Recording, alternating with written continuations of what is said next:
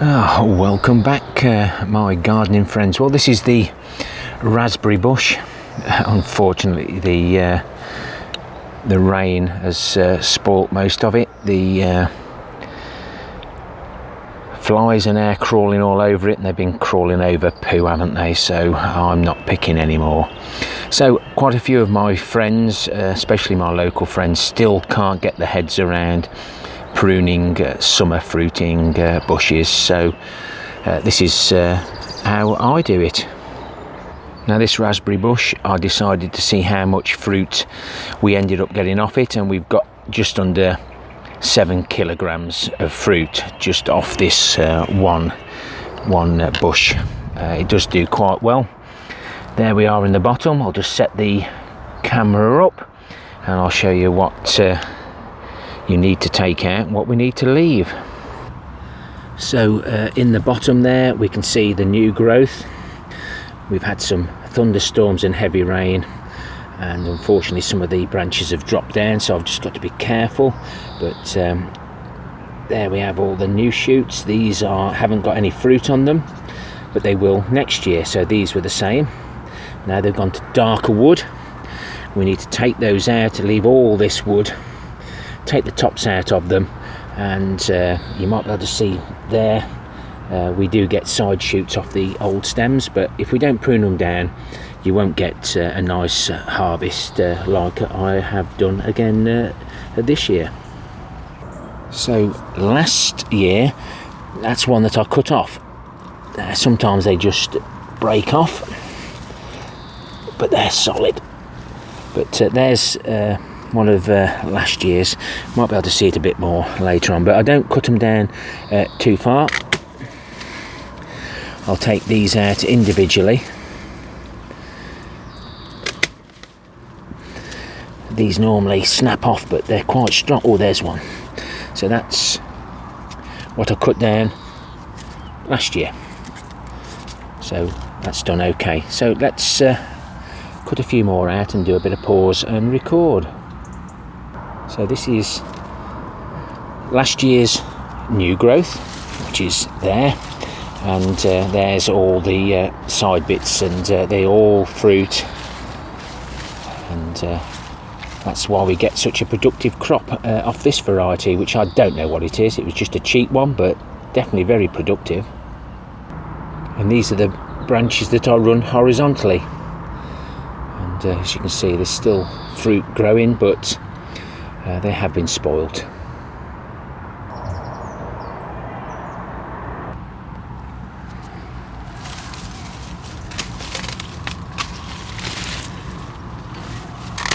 We don't want to damage these new stems if we can help it, but sometimes it can't be helped, so it's just worth taking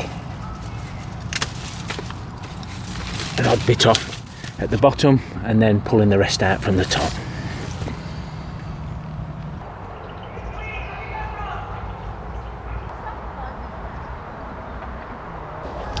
You can see why I try and get it done fairly soon, because there's no leaf action where the old raspberries were. So I'm going to bring this one that's damaged, well not damaged but blown over, I'm going to bring it across here. Some of it's grown through the top of the netting. I'll cut the tops out those, and we'll try and fan it out a bit just to give it a little bit more room.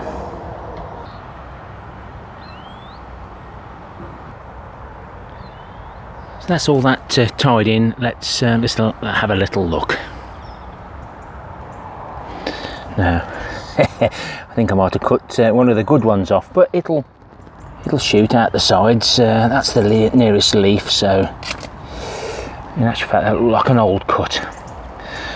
This one here was heading that direction, so we've cut that out to the nearest node. We've done the same with that. I'm going to do the same with these. Take it to a leaf. Sorry about the light, but we'll get rid of that. Now this one's already been damaged, it's gone through the top, so realistically all I want is that one there. So we'll cut the rest out, and always use sharp secateurs, he says. So that one there was damaged or gone through the roof. You see that one's come out now. We can train that across. That looks like it's got a bit of damage on it, so we'll just snip that off. And there was something else I wanted to show you. Oh, down here. For some reason this stem has gone black, so let's cut that off there. And that's it. We're ready for next year. We will feed the plant with log ashes and my nitrogen feeds, either nettle or manure, and then just before it fruits, get the flowers, we give it a good feed with comfrey. Because that's died back a bit, we'll just nip that off. Now this is another lot. Now these are autumn fruiting yellow raspberries. We've got some runners that have gone over here. There's possibly one there. I'm not cutting those down because if they are the yellow ones, I can dig them up and move them to a better location. There's 1 or 2 raspberries left on this summer fruiting. So always remember, if you get the new stems and they start fruiting, they're autumn, so you cut these down as soon as they've finished. The summer fruiting, if you don't get any fruit on the new growth, you'll get it next year, so you mustn't cut those down. There's my autumn fruiting, and they're already fruiting in places. And for some reason the lower branches seem to, or the smaller ones seem to fruit first. That's ideal. We don't want all the fruit coming together, but this is an ideal time now, especially now we've had the rain, is to give this a good feed with comfrey to help the fruits come. But if you don't pick them quick enough, the birds have them. And I'm not fussed. If you don't look at them while you're eating, you won't know what's on them. Excuse me.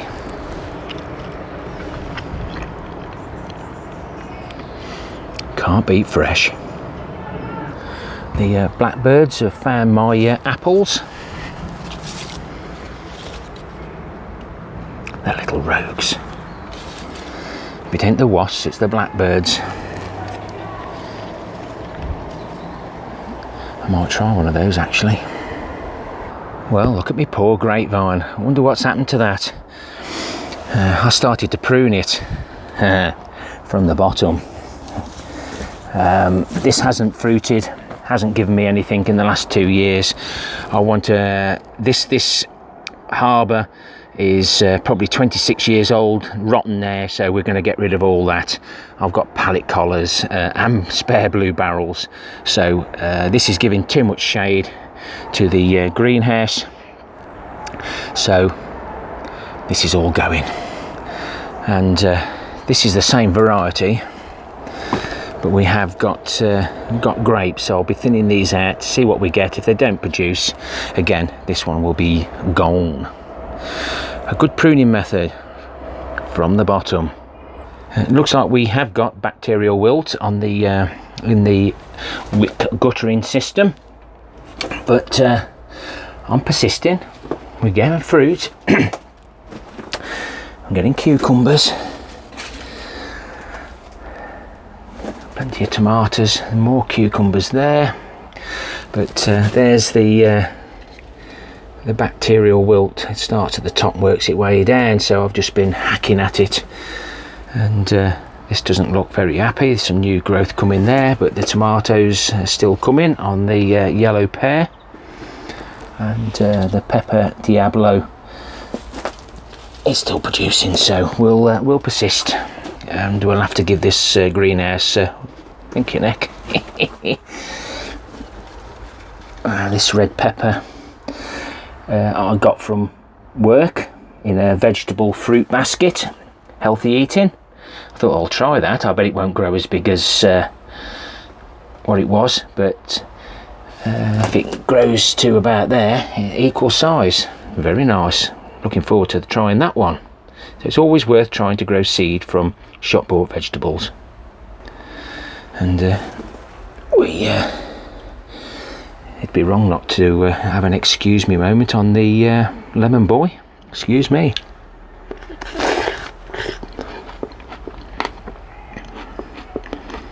Very nice indeed. The wildlife garden has taken quite a battering. That hasn't stopped the bees from enjoying what they can. Lots of things now going to seed, so hopefully a lot of this will self-set and give me a nice display again next year. The seed pods are forming.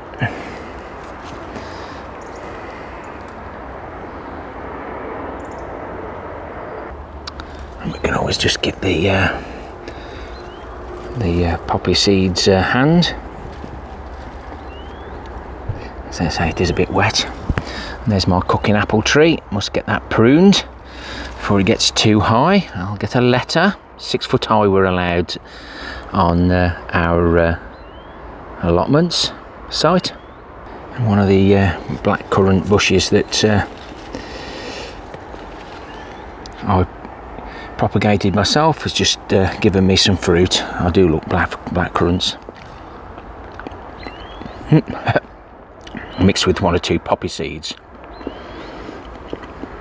This is some of the cannabis compost that gets unscrupulously dumped by those growers, and I've found a few more bags.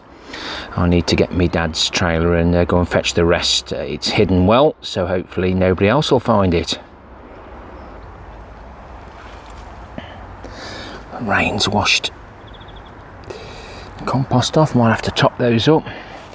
And Nantis 5 in these MEKA grow bags. I like the look of that, so we'll be opening those up soon. Potatoes in the fresh wood chips, brand new wood chips from the Erica challenge, now died off, so be interesting to see if anything grew in just fresh wood chips.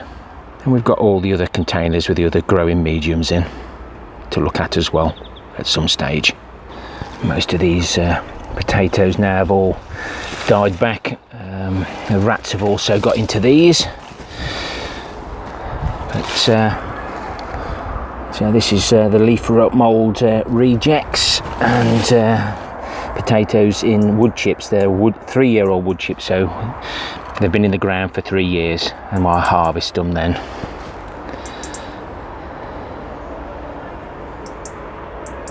Well, I'm going to take the last few raspberries off these. They're beginning to smell now. The ones that we haven't picked, oh, that's gone a bit.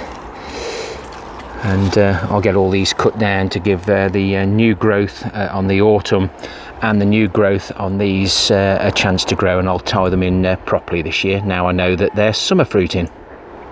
And as you can see, these single-use strops, lifting straps, are doing a grand job. And I don't mind the old one coming out because it's giving me fruit. Gives me get off fly. Gives me plenty of access to the blackberries, which are absolutely prolific this year.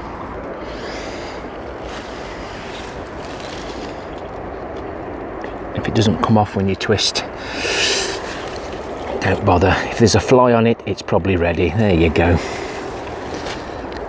Excuse me.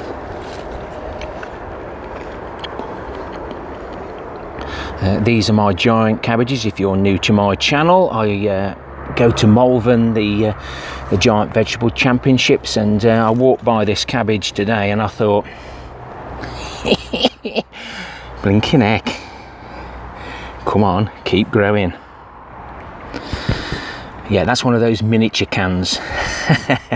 No, I'm pleased with this cabbage and this one as well. No, that's got to have some weight in it, because these red cabbages are really tight. And I've got one green cabbage that comes second at Harrogate.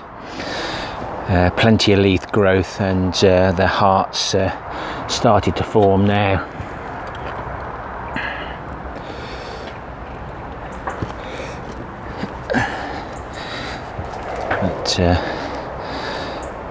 that's got another 6 weeks yet, 6 or 7 weeks to grow. I interplanted the cabbages that didn't go to seed, like this one, but throwing out some pups, be able to eat those. But we've got stir on there and some rumba at the back, but I think the rumbas have disappeared behind the giant cabbages. Maybe not a good idea, but there's some good looking stir-ons here.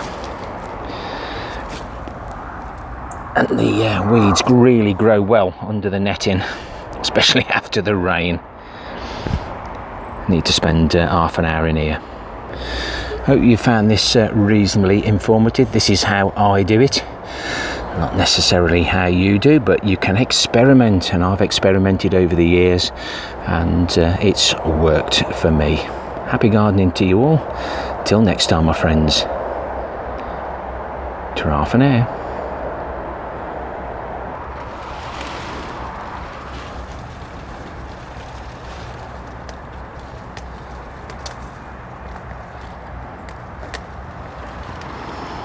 Yum yum.